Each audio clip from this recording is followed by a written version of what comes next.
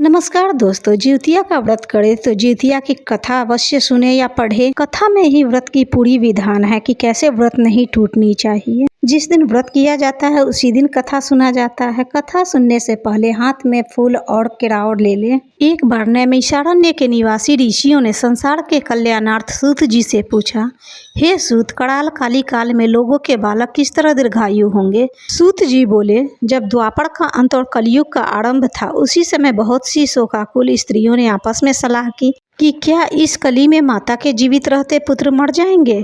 जब वे आपस में कुछ निर्णय नहीं कर सकी तब गौतम जी के पास पूछने के लिए गई। सभी स्त्रियों ने गौतम जी के पास जाकर उन्हें मस्तक झुकाकर प्रणाम किया।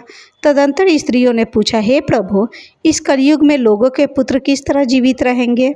इसके लिए कोई व्रत या तप हो तो कृपा करके बताइए। गौतम जी ने कहा, जब महाभारत युद्ध का अंत हो गया और द्रोण पुत्र अश्वत्थामा के द्वारा अपने बेटों को मरा देखकर सब पांडव बड़े दुखी हुए तो पुत्र के शोक से व्याकुल होकर द्रौपदी अपनी सखियों के साथ ब्राह्मण श्रेष्ठ धौम्य के पास गई और उसने धौम्य से कहा, हे विपेंद्र, कौन सा उपाय करने से बच्चे दीर्घायु हो सकते हैं, कृपा करके ठीक ठीक कहिए।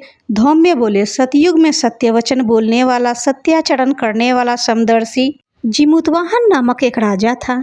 एक बार वह अपनी स्त्री के साथ अपनी ससुराल गया और वहीं रहने लगा। एक दिन आधी रात के समय पुत्र के शोक से व्याकुल होकर स्त्री रोने लगी, क्योंकि वह अपने बेटे के दर्शन से निराश हो चुकी थी। उसका पुत्र मर चुका था। वह रोती ही कहती थी, हाय मुझ बूढ़ी माता के सामने मेरा बेटा मरा जा रहा है। उसका रुदन सुनकर राजा जिमुतवाहन का तो मानो हृदय विदीर्ण हो गया। वह तत्काल उस स्त्री के पास गया और उससे पूछा, तुम्हारा बेटा कैसे मरा है। बूढ़ी ने कहा, गरुड़ प्रतिदिन आकर गांव के लड़कों को खा जाता है। इस पर दयालु राजा ने कहा, माता अब तुम रो मत, आनंद से बैठो, मैं तुम्हारे बच्चे को बचाने का यत्न करता हूँ। ऐसा कहकर राजा उस स्थान पर गया जहाँ गरुड़ आकर प्रतिदिन मांस खाया करता था। उसी समय गरुड़ भी उस पर टूट पड़ा और राजा के शरीर का मांस खाने लगा। जब गरुड़ ने राजा का बायां अंग खा लिया तो झटपट राजा ने अपना दाहिना अंग फेरकर गरुड़ के सामने कर दिया। यह देखकर गरुड़ ने कहा, देव योनियों में तुम कौन हो, तुम मनुष्य तो नहीं जान पड़ते। अच्छा, अपना जन्म और कुल बताओ। पीड़ा से व्याकुल मन वाले राजा ने कहा, हे पक्षीराज, इस तरह के प्रश्न करना व्यर्थ है, तुम अपनी इच्छा भर मेरा मांस खाओ। यह सुनकर गरुड़ रुक गए और बड़े आदर से राजा के जन्म और कुल की बात पूछने लगे। राजा ने कहा, मेरी माता का नाम शैव्या है और मेरे पिता का नाम शालिवाहन है। सूर्य वंश में मेरा जन्म हुआ है और जिमुतवाहन मेरा नाम है। राजा की दयालुता देखकर गरुड़ ने कहा, हे महाभाग, तुम्हारे मन में जो भी अभिलाषा हो वह वर मांगो। राजा ने कहा, हे पक्षीराज, मुझे ये वर दीजिए कि आपने अब तक जिन प्राणियों को खाया है वे सब जीवित हो जाएं।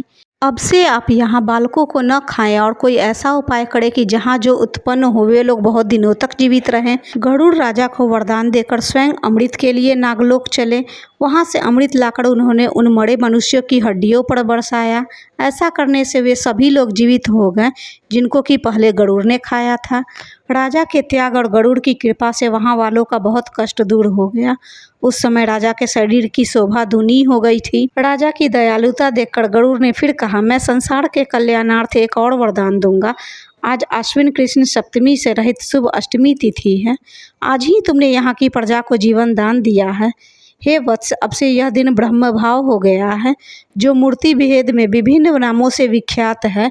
तीनों लोक से पूजित दुर्गा अमृत प्राप्त करने के अर्थ में जीवित पुत्रिका कहलाई। सो इस तिथि को जो स्त्रियां उस जीवित पुत्रिका की और कुश की आकृति बनाकर तुम्हारी पूजा करेंगी, उनकी संतान दीर्घायु होगी और उनके वंश की भी वृद्धि होती रहेगी। हे महाभाग, इस विषय में विचार करने की भी आवश्यकता नहीं है। सप्तमी से रहित और उदया तिथि की अष्टमी को व्रत करे, यानी सप्तमी विध अष्टमी जिस दिन हो उस दिन व्रत न कर शुद्ध अष्टमी को व्रत करे और नवमी में पारण करे।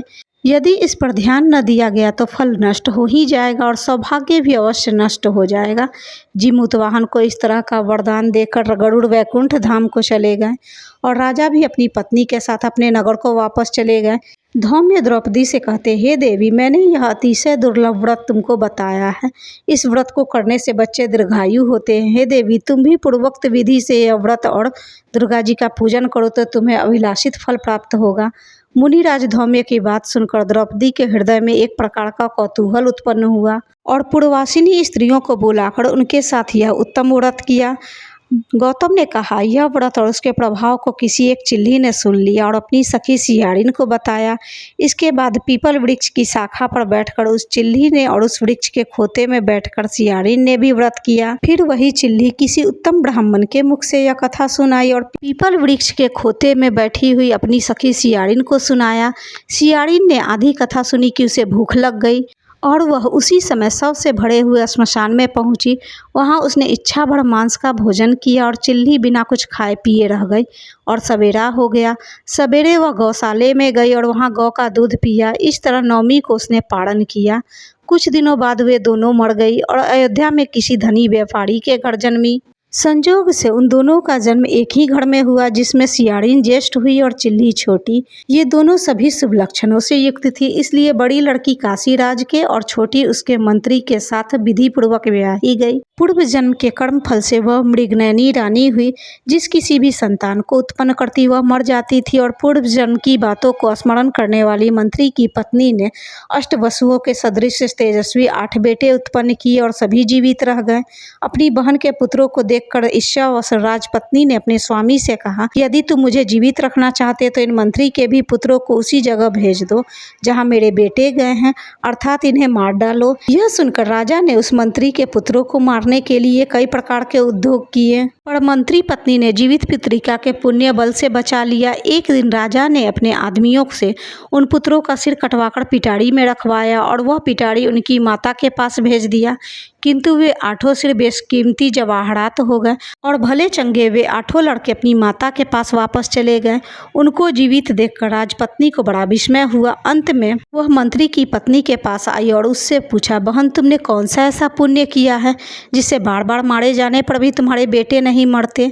इस पर मंत्री की पत्नी ने कहा, पूर्व जन्म में मैं चिल्ली थी और तुम सियारिन, दोनों ने व्रत किया था। तुमने व्रत के नियमों का भली भांति पालन नहीं किया था और मैंने किया था, इसी दोष से है बहन तुम्हारे बेटे नहीं जीते। ओ राजरानी, अब भी तुम उस जीवित पुत्री का व्रत को करो तो तुम्हारे बेटे दीर्घायु होंगे।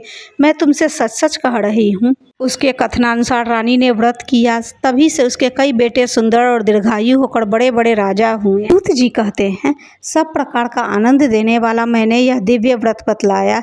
स्त्रियां चिरंजीवी संतान चाहती हो तो विधि पूर्वक यह व्रत करे।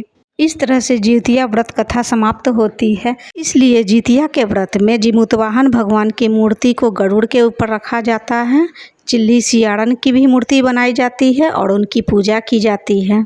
इसलिए हम लोग भी सबसे पहले गाय के कच्चे दूध से पारण करते हैं, तब खीरा और केराव खाते हैं। कथा समाप्त होने पर हाथ में जो फूल और अक्षत आपने लिया है उसे कलश के पास रख दें। इसलिए सभी स्त्रियों को संतान की सलामती के लिए पूरी विधि विधान के साथ नियम पूर्वक जिउतिया का व्रत करना चाहिए। एक बार बोलो जिमुतवाहन भगवान की जय।